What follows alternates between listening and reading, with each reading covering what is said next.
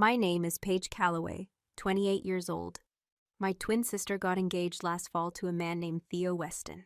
Wealthy, quiet, careful. The whole family celebrated. I didn't go to the celebration. I was sitting in a parking lot 3 miles away, on the phone with a detective, finalizing paperwork.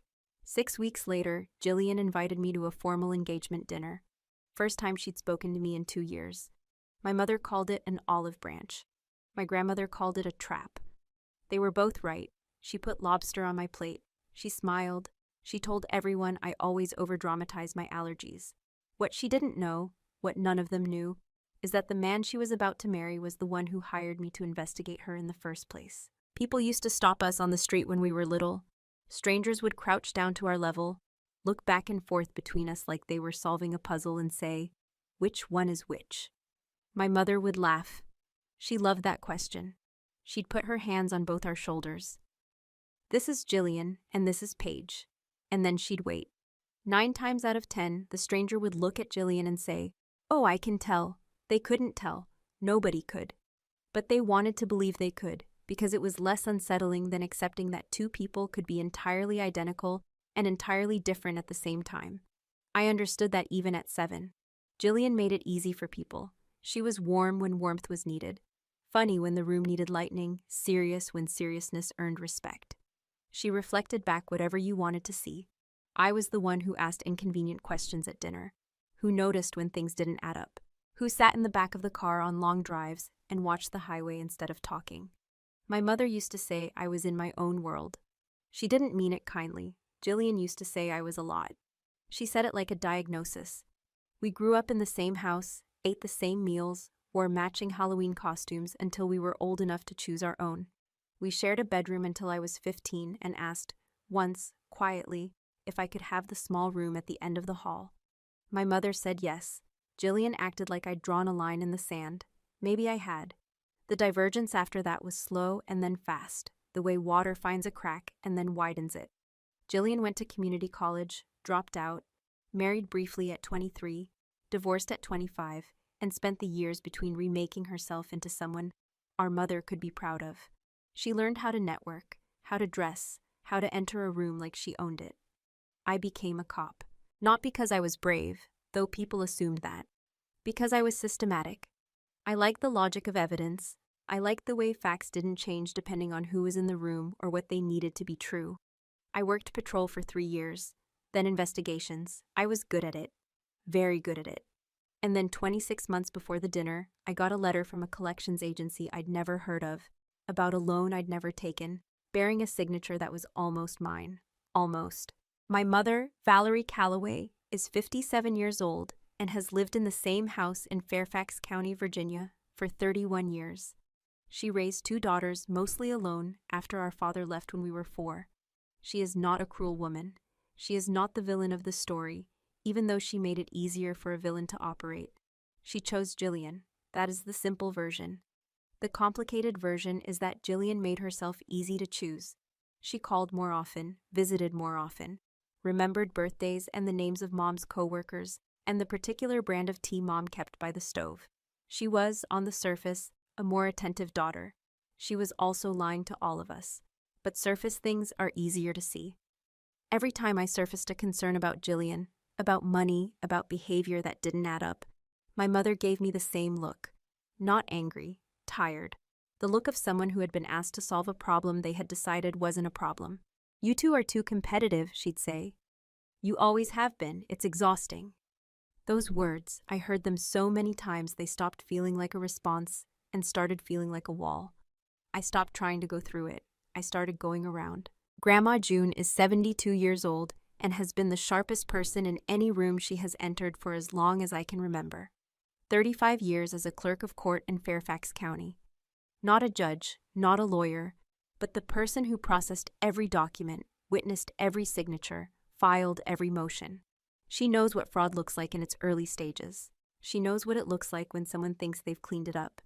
She is small. She wears Oxford shoes even at holiday dinners. She doesn't raise her voice. She doesn't have to. When I was 12, she told me something I didn't fully understand until I was 26. "Paige, the quietest person in the room is always the most dangerous. Remember that." She has carried an EpiPen in her purse since I was 12 years old. Every purse, every occasion, never had to use it. She almost did once. When I was 9, at a birthday party, shrimp in a dish I didn't know contained it. I don't remember much of that afternoon. I remember the ceiling of the ambulance. I remember June's voice, very steady, telling the paramedics my weight and my age and my allergy history before they asked. I remember Jillian standing at the edge of the yard, watching the ambulance doors close, not running for an adult, not crying, just watching. I was 9. I filed it away the way I filed everything then, quietly, without knowing yet what category it belonged in. Theo Weston is 35 years old. He manages a small private equity fund out of Charlottesville, the kind of work that requires meticulous attention to financial records and an instinct for when numbers don't add up. He met Jillian 18 months before the dinner. He was drawn in the way most people were, the performance, the warmth, the way she made you feel like the most interesting person in the room. He proposed after 11 months. He was, by his own later admission, moving faster than his instincts warranted. Those instincts caught up with him in month 3 of the engagement, when he found a bank account opened in his name at a credit union he'd never used. The account had been opened online. The information was accurate. The signature on the application looked like his. It wasn't. Theo did not go to the police. He did not confront Jillian. He did what careful, methodical people do when they suspect something complex. He gathered information quietly. He needed an investigator, someone Jillian didn't know, someone who could approach the edges of her life without triggering her instincts. He found my name through a referral. He didn't know, when he made the call, that Paige Calloway and Jillian Calloway shared a last name, a childhood address, and a face. The call lasted 47 minutes. I recorded it with his consent. When I told him who I was, he was silent for 8 seconds. I counted. Then, "That makes you the only person who could recognize patterns she thinks are invisible." "Yes," I said. "Are you willing to take the case?" I looked at the locked drawer where I kept my file. 11 months of work, $43,200, a photograph of my face committing a crime I didn't commit. "I've been working it for 8 months already," I said. Another silence, shorter this time. "Then we should compare notes," he said. The letter arrived on a Tuesday in October, 2 years and 1 month before the engagement dinner. Standard white envelope. Return address in Roanoke. I almost didn't open it. I was walking in from a late shift, still in uniform, and I set it on the kitchen counter and made coffee first. Some habits are self-protective without understanding why. The letter was from a collections agency. It referenced a personal loan of $14,000 taken out in my name at a lender I'd never heard of. 4 months past due. The letter noted that failure to respond within 30 days would result in referral to a credit bureau. I read it 3 times. Then I sat down at the kitchen table in full uniform and looked at it for another 20 minutes. My name, my address, my social security number, the last 4 digits visible in the reference code, a signature on the attached copy of the original agreement. My name, my handwriting style, with one difference so small that nobody who didn't know me well would catch it. The letter Y at the end of Calloway. I curved the tail upward, a habit from grade school that my 3rd grade teacher tried to correct and never managed to. On the loan document, the tail curved down. Jillian writes her Ys with the tail down. I knew immediately. I sat with that knowledge for a long time before I moved. Then I opened my laptop and started a new folder. I labeled it simply, Evidence. The DUI record came 3 months into my investigation, and it was the thing that made everything else feel real in a way the financial fraud hadn't quite managed. A colleague from my precinct, someone I trusted, someone who owed me a quiet favor, ran a background check on my name through a law enforcement database. What came back should have been clean. It wasn't. Driving under the influence. Henrico County. The charge had been expunged after 6 months, handled by a private attorney whose fees were paid in cash. But the original arrest record still existed in the internal system, the way those records do when you know where to look. I asked for the booking photograph. It came through on a Thursday evening. I was at my desk. I opened the file and looked at the face in the photograph for a very long time. My face, my bone structure, my eyes, the particular way my jaw sets when I'm tired. Calloway, Paige Ann. the date and time stamped in the corner. I had been on duty that night. I have body cam footage, a partner who can account for every hour of my shift, and a sergeant's signature on my timesheet. The woman in the photograph had a blood alcohol level of 0.14. I pulled Jillian's known schedule for that month. She had attended a wedding in Richmond. The venue was 11 miles from where the stop occurred. I added the photograph to the file. I locked the drawer. I did not sleep that night, but not from fear, from the particular alertness that comes when a picture sharpens into focus and you understand exactly how large it is. Every investigator knows the cost of moving too fast. You get one shot at a case like this. If you surface too early, the subject has time to destroy records, move money, construct a narrative. If you tip your hand before you're ready, you don't just lose the case, you lose the ability to rebuild it. I had the loan documents, I had the DUI record, I had a pattern but not yet a proof of intent that would hold in federal court. I needed financial forensics, an independent handwriting analysis, certified statements from the lending institutions, a traceable money trail that demonstrated pattern over time rather than isolated incident. I needed more time.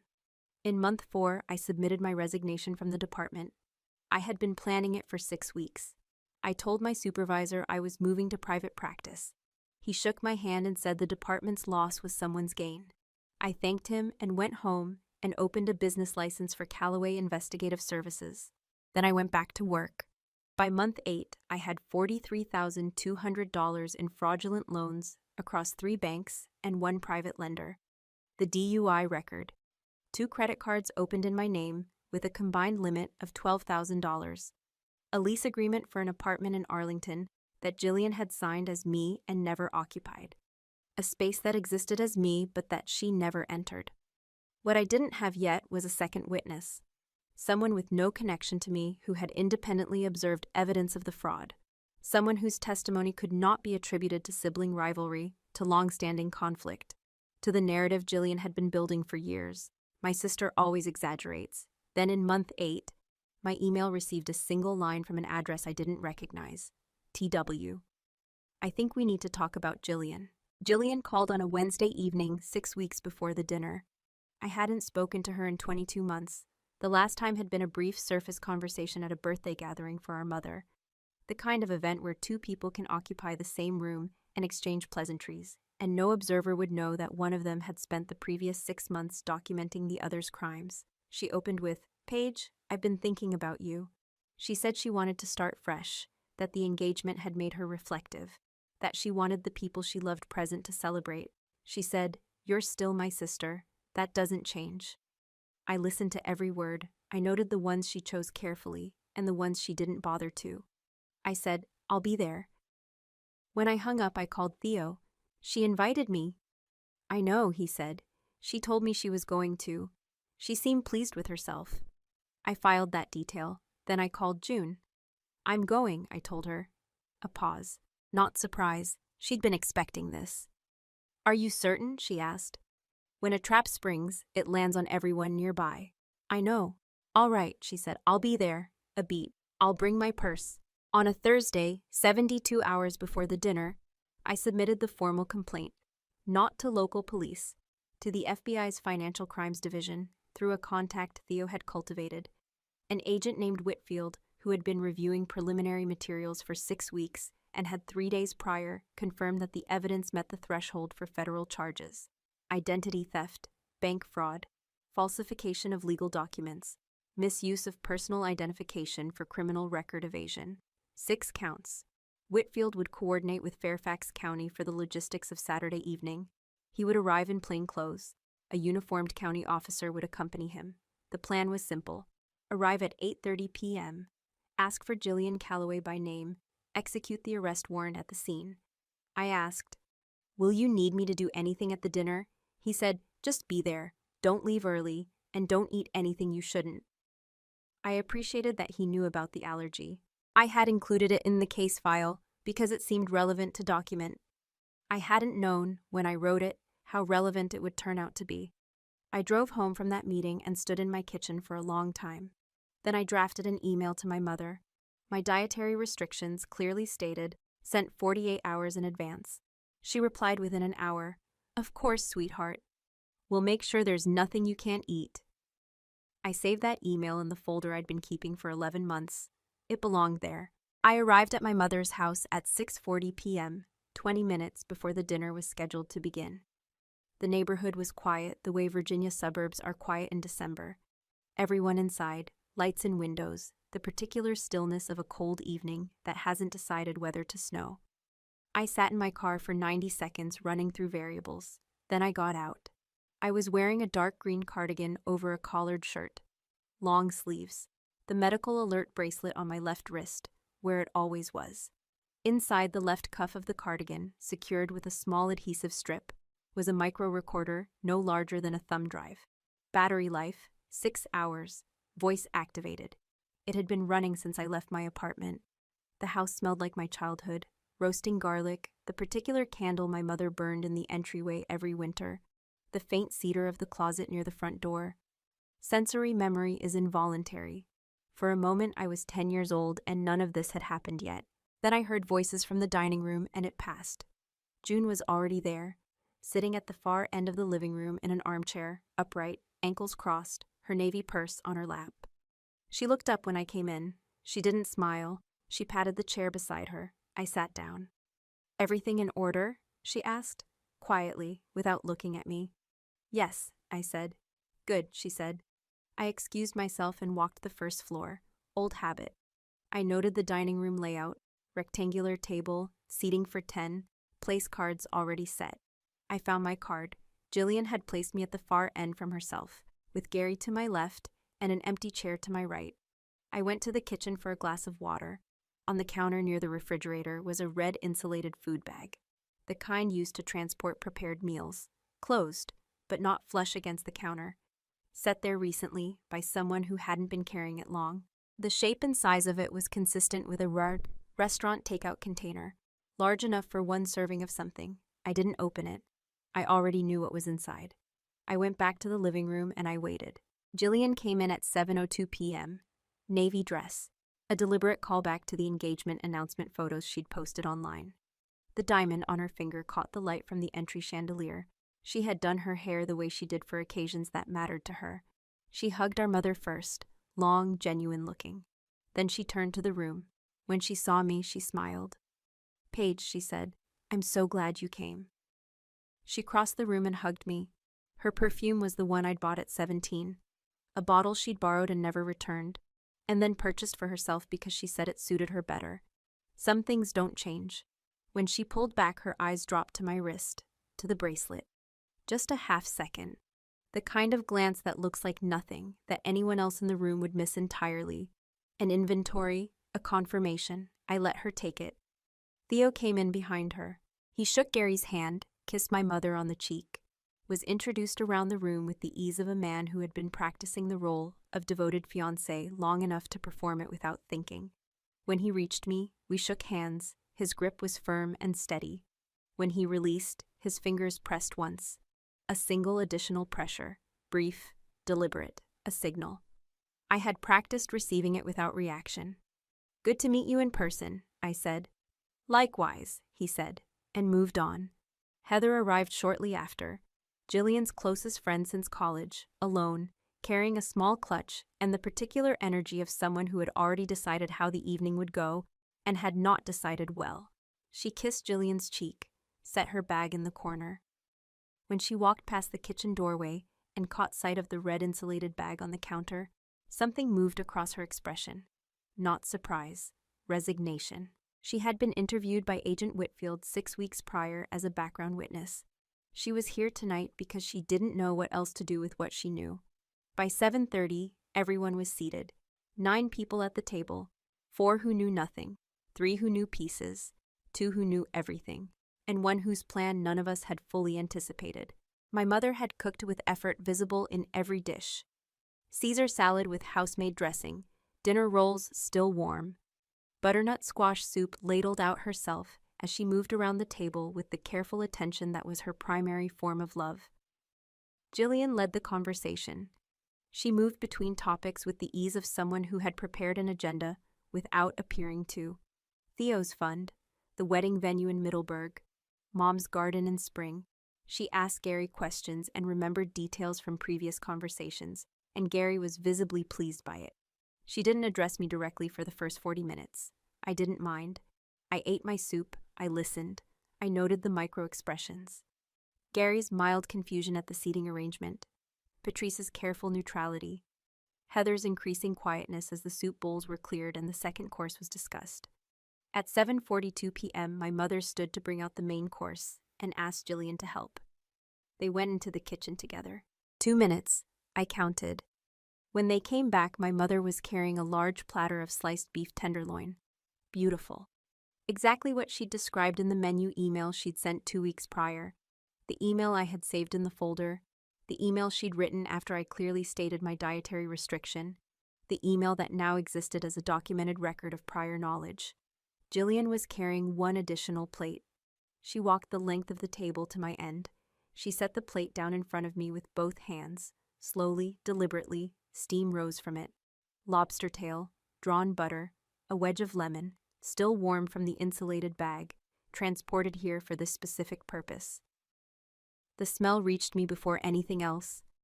My body knew it the way it always knew. The tightening at the back of the throat, the slight prickling behind the eyes. 17 years of muscle memory saying, move away, move away. My throat began its slow, familiar protest. I didn't move. Jillian settled back into her chair. She leaned toward our mother, close enough to be intimate, calibrated to carry. She always exaggerates her allergies, she said. 7 words, delivered with a small fond smile. The smile of a sister who finds her siblings' dramatics equal parts amusing and exhausting. The smile of someone who has been saying this for years, with enough consistency and social capital to make it land without examination. Valerie gave a small nod, the automatic nod of someone receiving information they've already decided is true. Heather looked at her plate. Dana kept eating. Gary put his fork down. I breathed through my mouth. Shallow, controlled. The plate was roughly 38 centimeters from my face. I would measure the distance later in the debrief, because I had been trained to quantify things even when something in my chest was tightening. My hands were not shaking, not on the outside. I want to be precise about what I felt because it matters. I was not surprised. I had considered this possibility. I had also considered that the bag might contain something inert, a test of my reaction rather than a genuine attempt. Looking at the plate, watching Jillian lean toward our mother and say those 7 words, I understood it was both. A threat and a test simultaneously. The question she was putting to the table was whether the groundwork she had laid over years, the slow, patient erosion of my credibility, had worked well enough that 9 adults would watch a woman with a documented severe allergy sit inches from a shellfish dish and do nothing. She wanted to know if the moat was deep enough. It wasn't, but she didn't know that yet. I knew my sister. This is the particular intimacy and particular terror of twins. I knew the architecture of her thinking because I had watched it build itself in real time. In the same house, with the same raw material. She was watching for one of 2 responses. The first, I would pick up the plate, make a scene, insist on the allergy, demand a different meal.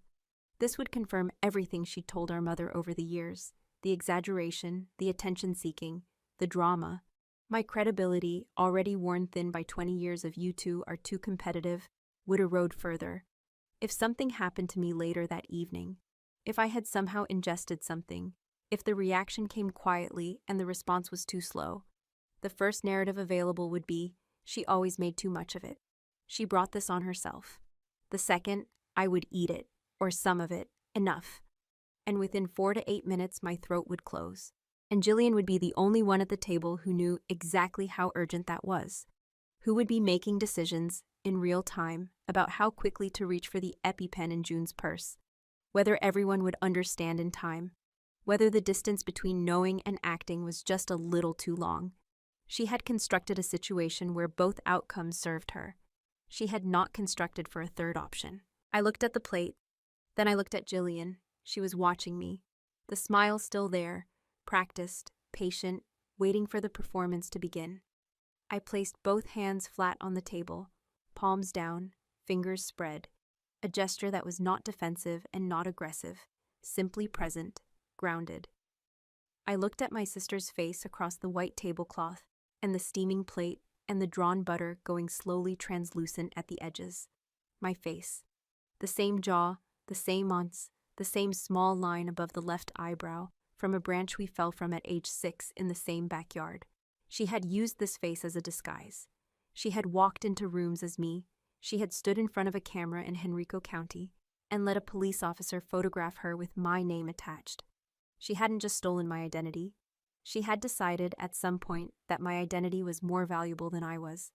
That was the thing the evidence couldn't fully capture. She was looking at me now and waiting for the performance to begin, to give her one of her two expected outcomes: the outburst or the injury, the scene or the emergency. I reached out and placed one hand on the edge of the plate, slowly, no urgency, no visible emotion. I pushed it to the center of the table. Then I set my hands back down, flat, and looked at her. "I don't think I'll need it," I said. It lasted half a second. The smile didn't drop. It suspended. The way a film frame holds too long, all the animation behind it suddenly absent. A face still arranged in the correct expression, but with nothing running it. She recovered. She was good. She always had been. "Suit yourself," she said lightly, and turned to Heather with a question about something inconsequential. But her hands had moved under the table. I had caught it in my peripheral vision. She was holding the edge of her chair. Gary was looking at me, directly, without pretense. Not with alarm, but with the focused attention of someone who has just witnessed something they don't understand and are trying to place. "You sure, Paige?" he said, low, careful. "I'm fine, Uncle Gary," I said. "Not hungry." Jillian laughed. The bright surface laugh she used when something needed covering. "She's always like this at family events. You know how she is." Gary did not respond. He picked up his fork and resumed eating, but his posture had changed. He was not relaxed. He was listening. At the other end of the table, Theo lifted his wine glass, took a slow sip, and set it back down. He didn't look at me. He looked at Jillian, the way an investigator looks at a subject when the subject doesn't know they're being watched. Under the table, my right foot pressed into the floor. 7:58 p.m., 32 minutes. Jillian pivoted to Florence. It was a skilled pivot. She brought in Theo's preferences, asked a guest about a trip to Italy years ago, created a conversational current that swept everyone along. She talked about a restaurant in the Oltrarno, a hotel near the Ponte Vecchio, the question of trains versus rental cars. She talked with the fluency of someone who had prepared for exactly this contingency, the dinner not going as planned, needing to be redirected by conversational force. I watched her hands while she talked. Her left hand, the one with the engagement ring, rested visible on the table. Her right hand, under the table, was still, but I could tell from the slight forward tension in her shoulder that it was gripping something: a napkin, the edge of her dress, something to hold while her voice stayed calm and her eyes moved around the table, checking. She was checking whether anyone had registered what had just happened. Gary had registered it. I could see it in how he answered her questions now. Politely, briefly, without the usual warmth. He was being careful with her, measuring something. Heather had gone quiet in the way of someone who needs something to do with their hands. She was eating with the focused attention of someone for whom the mechanics of eating were now a coping strategy. Theo was performing his role correctly, warm, attentive, asking the right questions. But he was doing what I was doing, processing, filing, waiting. 8:04 p.m. I glanced at the wall clock. A single brief glance. Jillian caught it. She paused mid-sentence, a fraction of a second, and her eyes moved from me to the clock and back to the table. A flicker of recalculation moved behind her eyes. Then she resumed speaking, marginally faster. 26 minutes. Gary waited until Jillian was in the middle of a story before he spoke. "Paige," he said, across the two empty soup bowls between us, low and careful. "Do you want me to get you something else? From the kitchen?" A simple offer, practical. But in the context of this table, this family, this particular history, an act of quiet rebellion, Gary had navigated 30 years of family dinners by staying in the center lane. His asking me directly whether I needed something different was a departure. Jillian answered before I could. "She's fine, Uncle Gary. She always does this at family events. You know how Paige is." Smooth, it landed. Dana nodded slightly. the automatic agreement of someone who has received a characterization often enough to accept it as background information. But Gary didn't turn back to his plate. He looked at Jillian, a long, flat look that I had never seen from him before, something behind it that was close to recognition.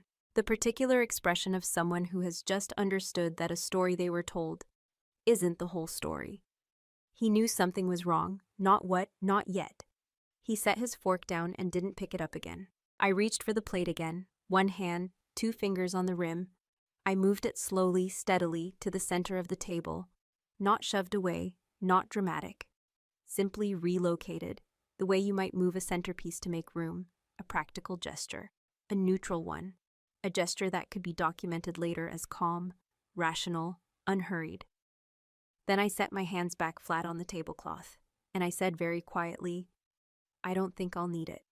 The same words I'd said the first time, now with the plate physically centered on the table for anyone to see, available to 9 people as evidence, available to a micro recorder as recorded fact. The effect on Jillian was more visible this time.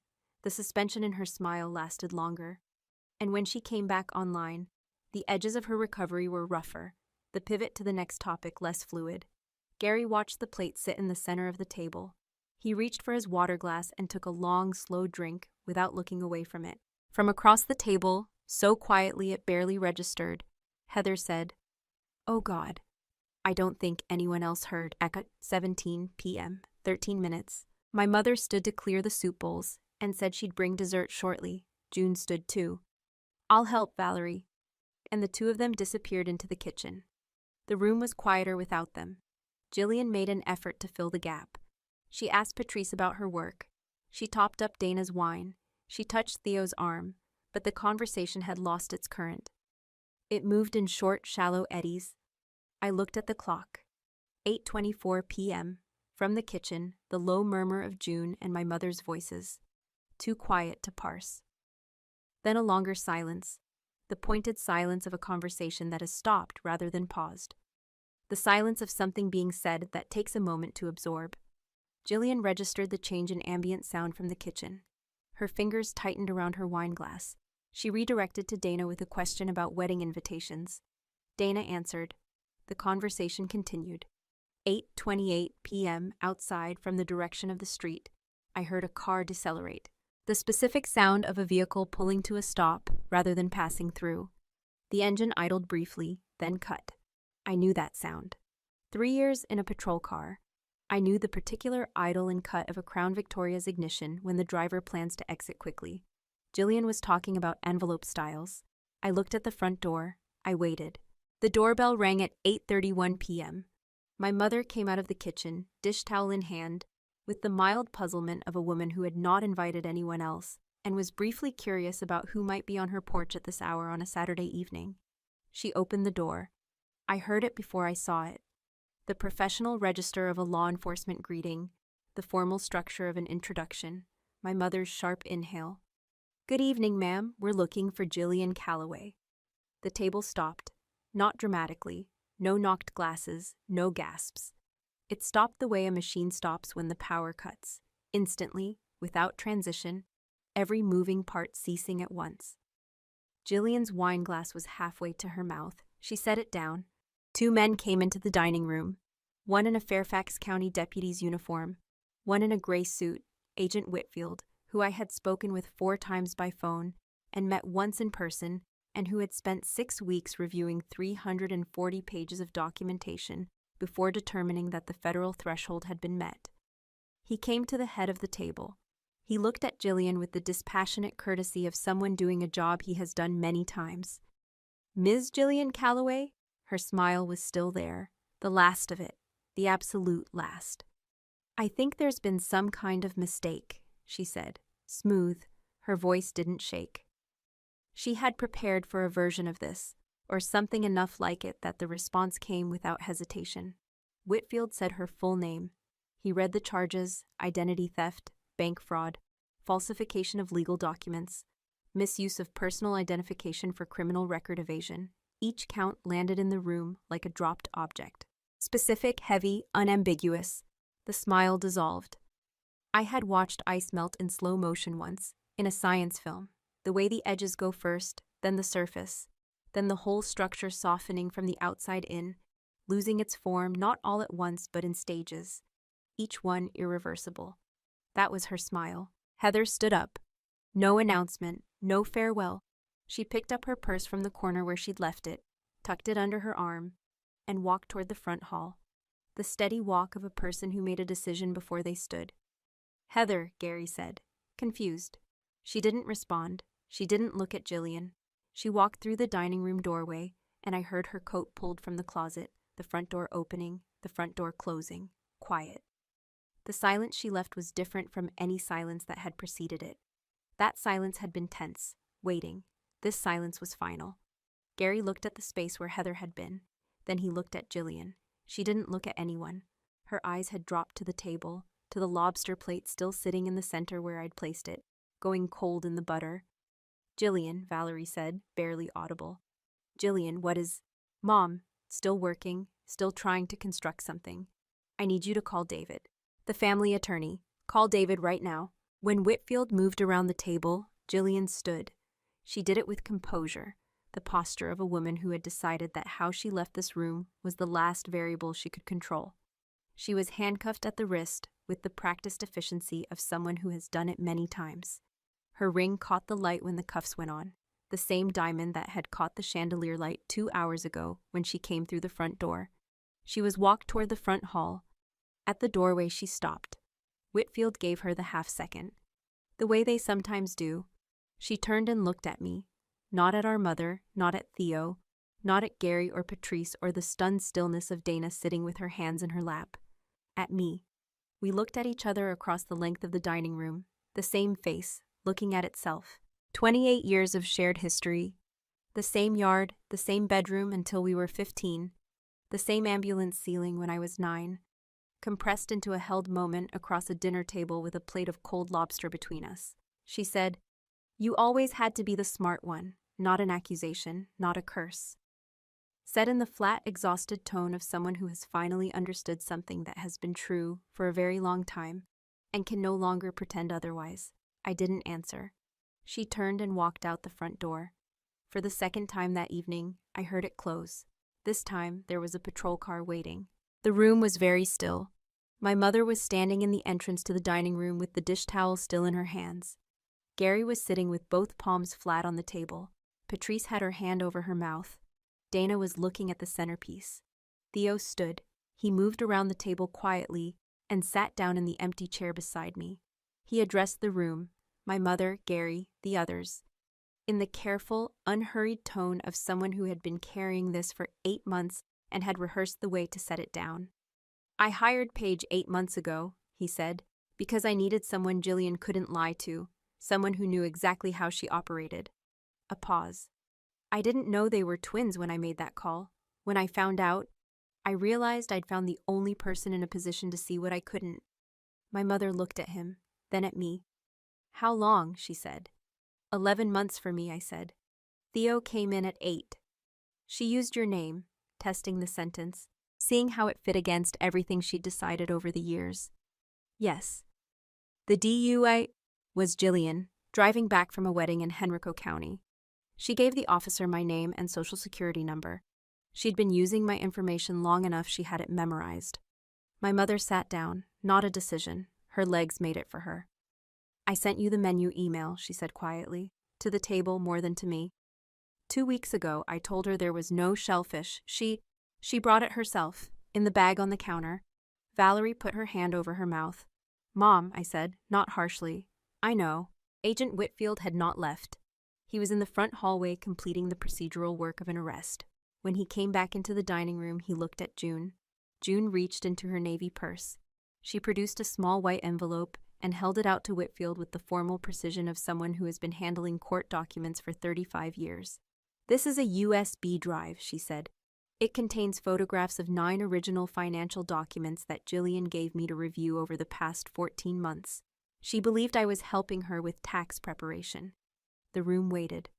"I was not only helping with tax preparation," June said. She looked at my mother, who had gone very still. "I noticed discrepancies in the 3rd document she gave me," June continued, voice even. I recognized the patterns. In 35 years of court documents, you see most things. I began keeping copies. When, my mother said. Before Paige called me. Before any of this. I already knew. Whitfield took the envelope. He thanked her. It was a formality, but he meant it. Mom, Valerie said. The stripped quality in her voice was something I had never heard before. You knew the whole time. June looked at her daughter with the calm, steady patience of someone who has been waiting for a very specific conversation and has prepared for it. Valerie, she said, when did you stop believing Paige? The room was very quiet. My mother didn't answer. June reached into her purse one more time. She set the EpiPen on the table beside her water glass. She didn't explain it. She didn't have to. I've carried that since she was 12 years old, she said, simply, because it was true and because she wanted it witnessed. I kept coming back to it later.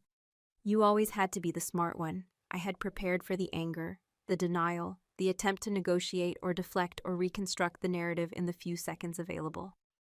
I had prepared for the face she might make, the things she might say to our mother, the appeal she might issue to the room.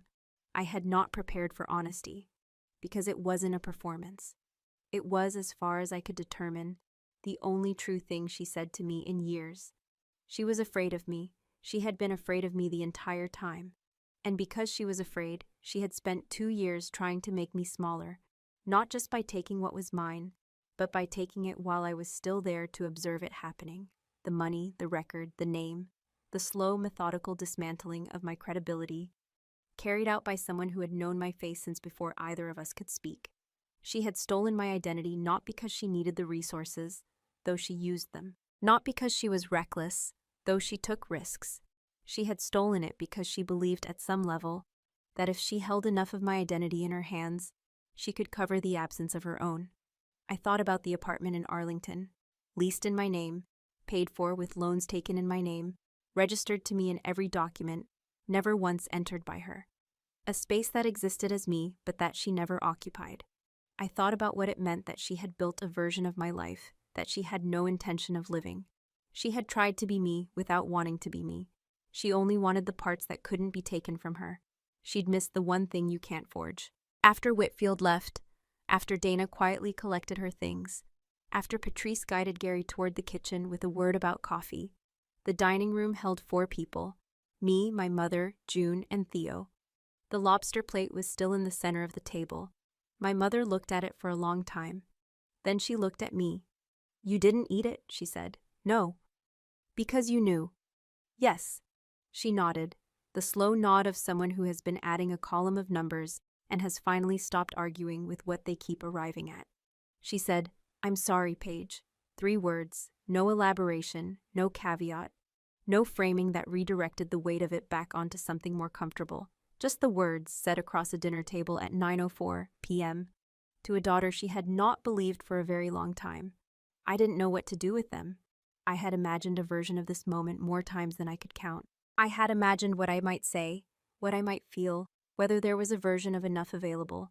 Sitting there, I found I didn't have a prepared response. I know, Mom, I said.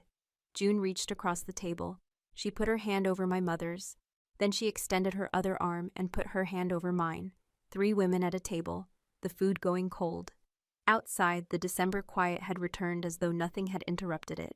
The weeks that followed moved with the particular pace of federal proceedings.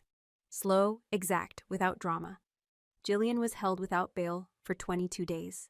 The judge cited flight risk. She had a contact in Ontario, identified in the financial records. International travel documentation had been confiscated at booking. Her attorney, not the family's, who declined after reviewing the preliminary documents, was a criminal defense lawyer from Richmond with a reputation for complex fraud cases. He was good. He was also, based on what Theo's contacts indicated, being paid with funds from an account itself under investigation. The formal process would take 14 months to resolve completely, but every step of it moved in a single direction. My DUI record was cleared in 11 days. The notice came in a standard envelope, unremarkable. I opened it at my kitchen table. I read it twice. I filed it in the same drawer where I had kept everything else. The 3 lending institutions opened formal investigations into the fraudulent loan applications. Restitution proceedings were estimated at 14 to 18 months. I was not holding my breath for the money. But the documentation was complete, and the case was straightforward. I went back to work. 2 new clients were waiting. I worked the cases the way I worked all cases, methodically, without drama, 1 document at a time. Theo and I met one last time at a law office in Charlottesville to close out the professional engagement. To sign the final documentation, ensure the chain of evidence was properly attributed, make everything clean and official. Afterward, we went to a coffee shop 2 blocks from the office and sat in the kind of easy silence that exists between people who have been through something that doesn't need to be discussed in order to be understood. He had formally ended the engagement by letter, through his attorney, 4 days after the dinner, returned the ring by registered mail, issued a brief, dignified statement to the small circle of people who required one. "How are you?" I asked. "Embarrassed," he said, without self-pity. "I should have trusted my instincts sooner. I kept looking for reasons the numbers were wrong rather than reasons she was." "That's what she counted on," I said. "I know." He turned his coffee cup. "How are you?" "Still figuring that out," he nodded. He understood, I thought, the gap between winning and feeling like winning, that the distance between them requires its own kind of time. Before we left, he slid an envelope across the table. My invoice, paid in full, the agreed $8,500 for 8 months of work, and below it a separate check for $2,000 with no notation on the memo line. "You don't have to," I started. "Thank you," he said, "for not stopping when it was hard." I put the envelope in my bag. "I was just doing my job," I said. He smiled, small, tired, genuine. "No," he said, "you were doing something harder than that." I went to see June on the following Sunday. She was in the garden when I arrived, kneeling at the edge of the flower bed along the south wall of her house. Oxford shoes, canvas hat, pruning shears.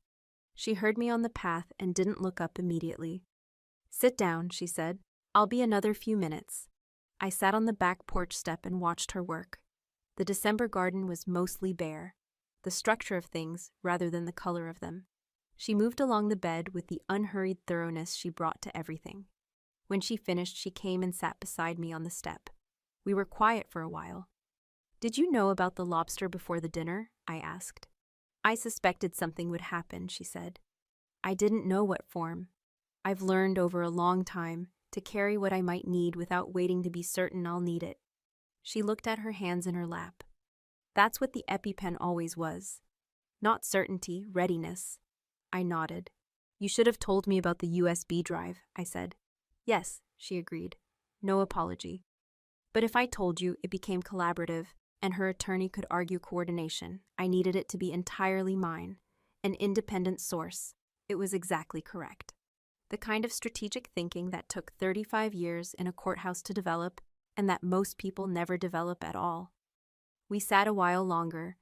A cardinal landed on the bare branch of the dogwood at the edge of the yard and considered us and flew away. "Grandma," I said. Thank you." She was quiet for a moment. Then, without looking at me, "I always knew you'd be all right," she said. "I just needed you to know it too." I left my mother's house on the night of the dinner at 11:23 p.m. The neighborhood had resettled into its December quiet. Streetlights on bare trees, rectangles of warmth in windows. I drove without music, which I almost never do, and I let the silence be what it was. I had done everything correctly. The case was built correctly, the timing correct, the evidence unimpeachable. The charges would hold, the process would proceed in a single direction for 14 months, and then arrive at the only conclusion the evidence supported. And sitting in the car on Route 50, I felt something that didn't have a clean name. Not triumph, not relief exactly, though relief was somewhere in it. Something older than both. The specific physical sensation of carrying a weight for a long time and setting it down and discovering that your body has reorganized itself around the carrying and now has to reorganize again. I thought about what she'd said at the doorway. "You always had to be the smart one." I thought about what it meant that she had framed intelligence as something I had done to her, as though my capacity for patience, for documentation, for seeing clearly and waiting, as though those things were an act of aggression, as though existing with my particular skills intact was a form of hostility she'd been subjected to. She'd stolen my identity not because she wanted my life, but because she was afraid of what I could do if I still had the tools to live it. She'd missed the thing you can't steal. I got home at 12:08 a.m. I locked the door, set my keys on the counter, stood in the kitchen for a moment. The recorder was still running. I reached into my sleeve and switched it off. Roughly 5.5 hours of audio. I would transfer it to the encrypted drive in the morning and send the copy to Whitfield before noon. I went to the bathroom. I ran cold water over my hands. The habit I'd had since patrol work, a way of transitioning out of the job and back into the ordinary texture of a life. I looked up. My face in the mirror looked back at me. I stood there for a long time. This face. I had spent 28 years trying to look at it without seeing her. Every mirror, every photograph, every sudden reflection in a car window or a darkened screen. The automatic superimposition, my face and her face and mine. The impossible twinning of it. The way I was never just looking at myself, but always at us. The unit we had been before we were anything else. I looked at the mirror. I looked for her the way I always had. She wasn't there. What was there was me. Paige Calloway, 28 years old. A woman who had spent 11 months building something in the dark, without any guarantee it would hold.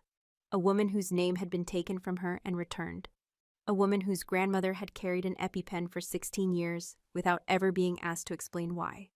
I looked at myself until I was simply looking at myself. Not at the absence of her, not at the contrast. Just a face in a bathroom mirror at 12 in the morning, belonging entirely to the person standing in front of it. I turned off the light. I went to bed. There's a version of the story where the ending is clean, where justice arrives and the accounts are settled and the family heals and everything taken is returned in full. That's not quite the story I have. What I have is this: a case that will take 14 months to resolve completely, during which I will give 4 depositions and submit 6 supplemental evidence packages and spend time in lawyers' offices reviewing documents that bear my name in someone else's handwriting. And each time, I will note the why at the end of Calloway, the tail curving down, and I will feel nothing but the steady satisfaction of having been right. A mother who calls now, not every day, but she calls. She is working through something large and slow, the kind of reckoning that doesn't happen quickly in people who have built their beliefs over decades and now must take them apart piece by careful piece. I don't know where it ends. I know it is real. I know she is doing the hard version of it, and I respect that more than I expected to. A grandmother who will carry that EpiPen until she no longer carries anything, because that is who she is, and readiness is her form of love. And I have learned to receive love in the form it arrives, rather than the form I wished for. A face in a mirror that has become, incrementally, over the weeks since that dinner, simply mine, no overlay, no echo, just me. And this: a twin sister in a federal holding facility in Northern Virginia, who looked at me across a dinner table and said, in the only honest voice she'd used in years, that I always had to be the smart one. I've thought about that sentence every day since. What I've concluded is that she was wrong about what it means. Being smart wasn't something I had. It was something I practiced. Every document filed, every call recorded with consent, every night at the kitchen table with evidence spread across it, refusing to move until the picture was complete. Every morning, I got up and went back to work on a case that no one but me and June, and eventually Theo, believed would ever go anywhere.